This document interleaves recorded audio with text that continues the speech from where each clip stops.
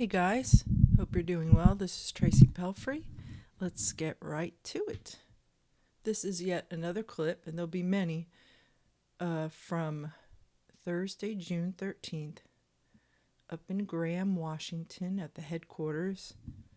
And let's see what kind of godly behavior. Let's look in and listen in on Mike Heckel as he's preaching a message about walking in God's image.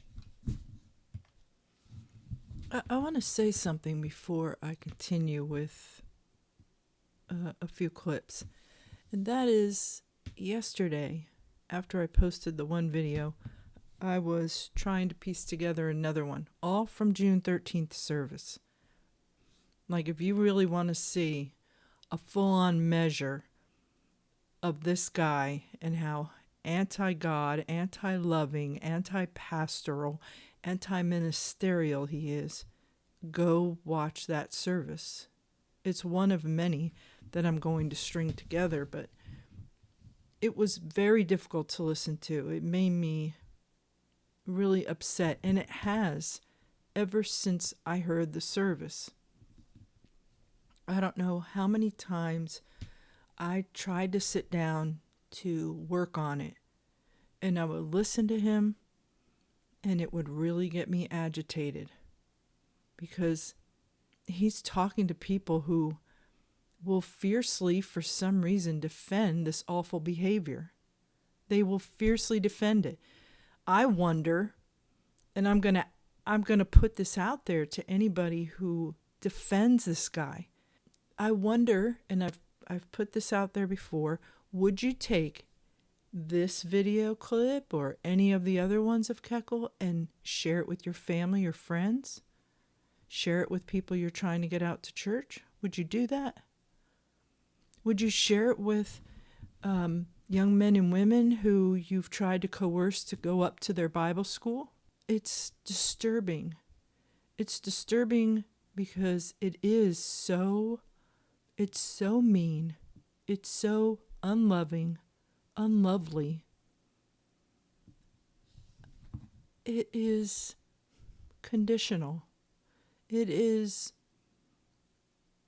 so many negative adjectives. And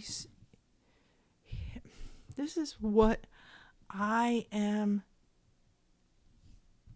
have in my mind right now. I shared this in the other video, but it's the idea that anyone, I can go out tomorrow if I want and just start a group and call it a church and say, we are believers under this one banner, and God has called me to reach the world with the gospel, and I'll pull out the Bible, but I'll have my own little something in there, and people go along with it. Why?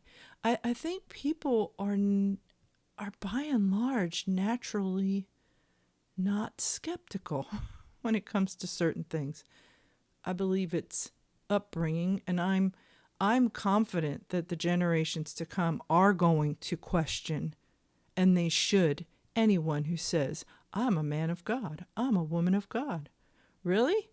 Okay. What do you base that on? And if they say, this book here, take that book, judge it, test it. And yet this guy,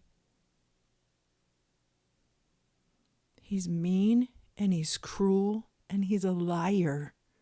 If he cares at all about Christianity, about being considered a Christian, about helping people on their journey to what he believes is an afterlife and that there's a certain way to get there, then where is the ministerial care and concern?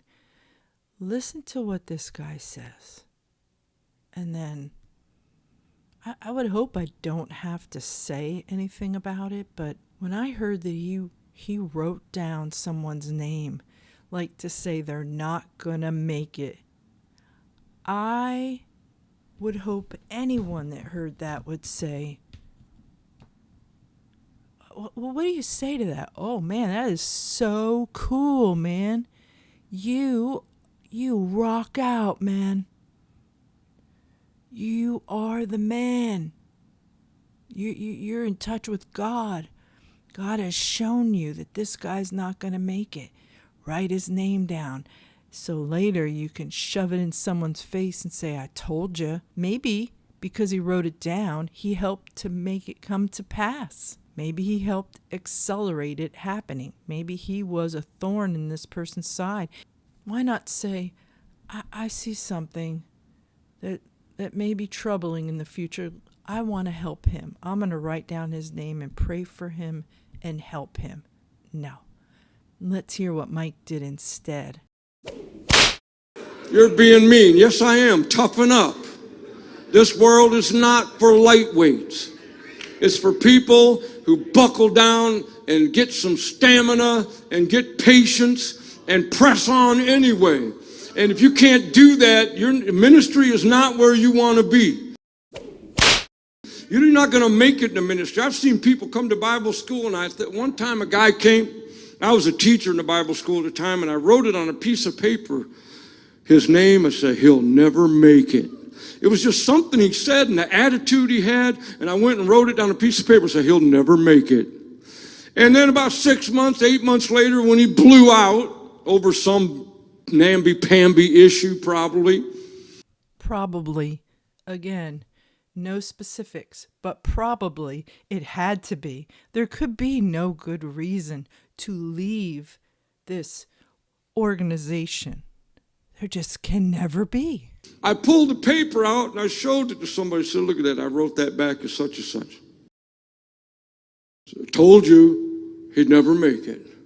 Because you can't make it with your feelings on your shoulders. I don't know about you guys. Some of you have been pastors. It's the most thankless job you can have. It's a thankless job. You say, well, when do I get to expect something? When does the pastor get to say, hey, would you do me a favor?